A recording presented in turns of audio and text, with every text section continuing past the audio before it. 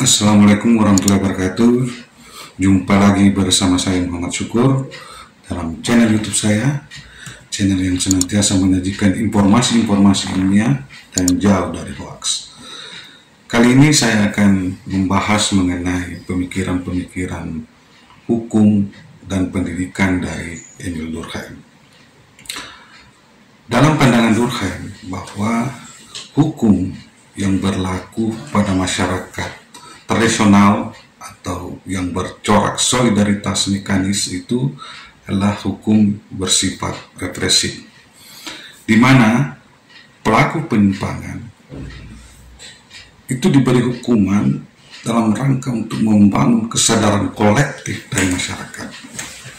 Jadi penghukuman yang dilakukan terhadap orang yang melanggar itu dalam rangka mempertahankan kesadaran atau keutuhan masyarakat. Jadi si pelaku tetap ada di masyarakat, malah dihukum di tengah-tengah masyarakat. Kita biasa melihat bahwa pada masyarakat tradisional ini seorang pelanggar itu diarak keliling kampung, disuruh berteriak bahwa saya tidak mau mencuri, saya mencuri lagi, saya telah mencuri barangnya si anu. Nah ini kenapa itu dilakukan? Itu dalam rangka untuk menggugah kesadaran kolektif masyarakat bahwa seperti inilah penghukuman yang pantas diberikan kepada si pelanggar. Itu dalam rangka apa? Untuk membangun kesadaran kolektif masyarakat. Sehingga dengan demikian si terhukum merasa sangat tersakiti dan masyarakat umum merasa bahwa mereka tidak akan mau melakukan seperti itu karena mereka akan dipermalukan sedemikian rupa di tengah-tengah masyarakat. Nah, di sisi lain, hukum pada masyarakat modern atau masyarakat yang berciri solidaritas organik itu bersifat restitutif. Hukum bertujuan bukan untuk memberikan tekanan yang begitu dahsyat kepada si pelaku, tetapi hukum itu ditegakkan dalam rangka untuk memulihkan aktivitas normal di masyarakat. Nah, kita lihat si pelaku hukum itu sedapat mungkin dijauhkan dari masyarakat, dibuat tempat tertentu terhadap si pelanggar hukum.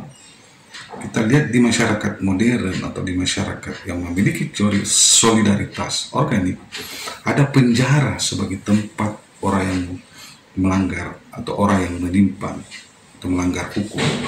Kenapa itu dihadirkan? Dalam rangka untuk memulihkan aktivitas normal di masyarakat. Kehidupan masyarakat bisa normal manakala si pelanggar dijauhkan dari masyarakat.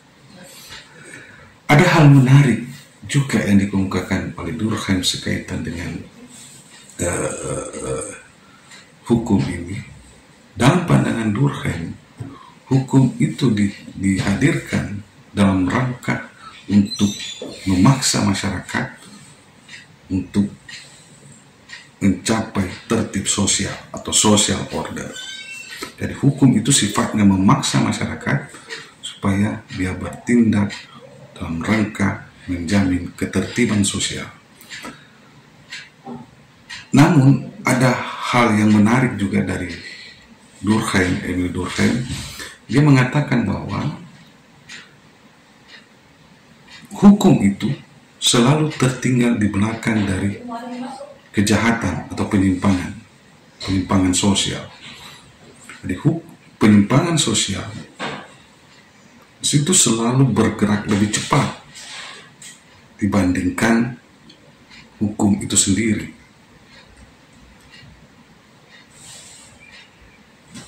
Jadi penjahat itu, orang-orang jahat itu senantiasa mampu bergerak lebih cepat dibandingkan produk hukum yang ada. Nah, kenapa bisa seperti itu? Karena nanti orang membuat hukuman membuat produk hukum setelah muncul berbagai keresahan-keresahan di masyarakat akibat perbuatan-perbuatan orang yang melakukan penyimpangan. Sehingga orang mulai tergugah untuk mengatur penyimpangan-penyimpangan itu supaya bisa tercipta kembali keteraturan sosial atau social order. Namun ada hal yang perlu saya jelaskan, bahwa penyimpangan belum disebut sebagai pelanggaran hukum manakala belum ada aturan hukum yang mengatur terkait dengan hal itu. Namun dia tetap meresahkan masyarakat, mengganggu ketertiban masyarakat, tetapi belum bisa disebut sebagai sebuah pelanggaran hukum manakala belum ada aturan yang mengatur terkait dengan hal itu. Saya berikan contoh seperti ini. Sebelum lahirnya undang-undang IT, orang yang menyebarkan berita-berita hoax di media sosial itu belum disebut sebagai sebuah pelanggaran hukum. Tapi perbuatan itu sudah melanggar tertib sosial di masyarakat, sudah meresahkan masyarakat.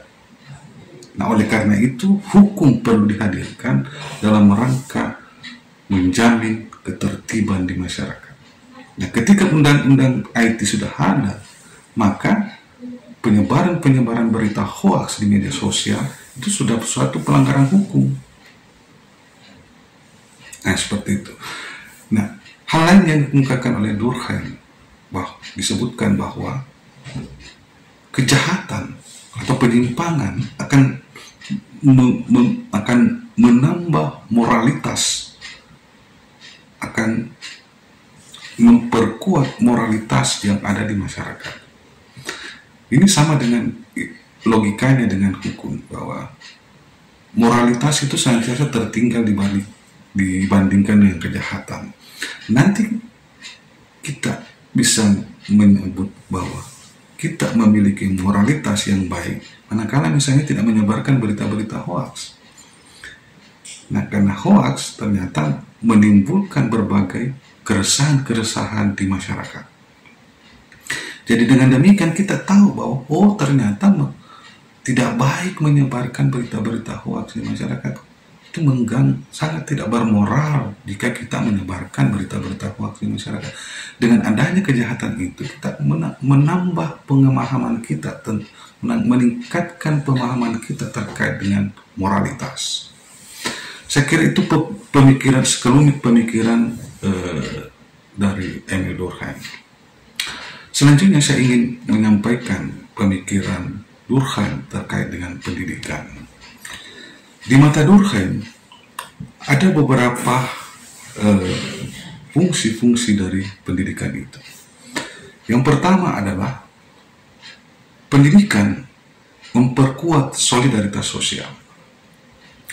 Fakta menunjukkan bahwa orang-orang yang duduk atau bersekolah di sekolah tertentu itu memiliki rasa kesetiaan terhadap lembaga di mana dia bersekolah. Akan beda rasanya kesetiaan seseorang jika dia bersekolah di sekolah tertentu dibandingkan misalnya di sekolah lain. Katakanlah seseorang bersekolah di sekolah A, pasti mereka lebih cinta sekolah A dibandingkan sekolah lain.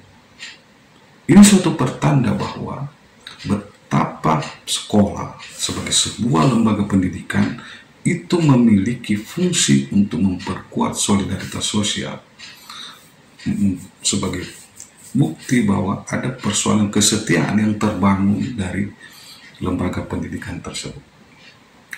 Yang kedua, fungsi lembaga pendidikan yang kedua adalah mempertahankan peranan sosial. Sekolah dalam pandangan Emil Durkheim sebagai miniatur dari masyarakat. Sekolah mempunyai hierarki, aturan-aturan, dan berbagai tuntutan-tuntutan yang dihadirkan di sebuah lembaga pendidikan. Persis yang terjadi di masyarakat. Di masyarakat itu penuh dengan hierarki, ada aturan-aturan bermain. Nah, sekolah pun seperti itu. Sekolah merupakan fungsi untuk mempertahankan peranan sosial, karena di situ kita belajar bagaimana kita berhubungan dengan orang yang di atas kita, bagaimana kita berhubungan dengan orang yang selevel dengan kita, bagaimana kita berhubungan dengan orang yang di bawah kita. Dan di dalam menjalani hubungan-hubungan tersebut ada aturan-aturan main yang mengikat kita, ada aturan-aturan main yang harus kita jalankan. Jadi betapa lembaga pendidikan sebagai memiliki fungsi untuk mempertahankan peranan sosial. Nah, fungsi yang ketiga dari lembaga pendidikan menurut Emil Durkheim adalah mengembangkan atau mempertahankan sistem pembagian kerja. Kenapa pendidikan memiliki fungsi untuk mempertahankan sistem pembagian kerja? Karena kalau kita tengok lembaga-lembaga pendidikan kita, di situ sudah terbagi, terpilah-pilah jurusan-jurusan tertentu. Di SMA ada jurusan IPA, IPS, ada jurusan bahasa. Di perguruan tinggi semakin mengerucut, semakin mengecil, semakin membesar, semakin mengerucut pilihan jurusan-jurusan yang ada. Semakin banyak pilihan-pilihan jurusan. Nah, apa artinya itu? Jurusan-jurusan itu akan menuntun kita untuk melakoni kerja-kerja sesuai dengan jurusan yang kita miliki. Jika seperti itu, bagi Durkheim, itu artinya bahwa lembaga pendidikan sebagai alat atau media untuk mempertahankan pembagian kerja. Sangat tidak elok seorang insinyur misalnya yang menjadi dokter. Tentu yang pantas mengobati orang sakit adalah dokter, karena mereka lah yang sudah bersekolah di sekolah kedokteran. Begitu pula sebaliknya, sangat tidak elok dokter yang membangun jembatan, karena dia tidak pernah memiliki pengetahuan untuk itu. Jadi fakta-fakta ini menunjukkan bahwa lembaga pendidikan sebagai alat untuk mempertahankan sistem pembagian kerja di dalam kehidupan masyarakat. Jurusan-jurusan yang begitu banyak berjubel di perguruan tinggi itu dihadirkan dalam rangka untuk mempertahankan sistem pembagian kerja di masyarakat. Saya kira itu yang bisa saya sampaikan pada kali ini, mudah-mudahan bisa bermanfaat bagi kita semua. Sekian, Assalamualaikum warahmatullahi wabarakatuh. Jangan lupa like dan subscribe channel YouTube saya.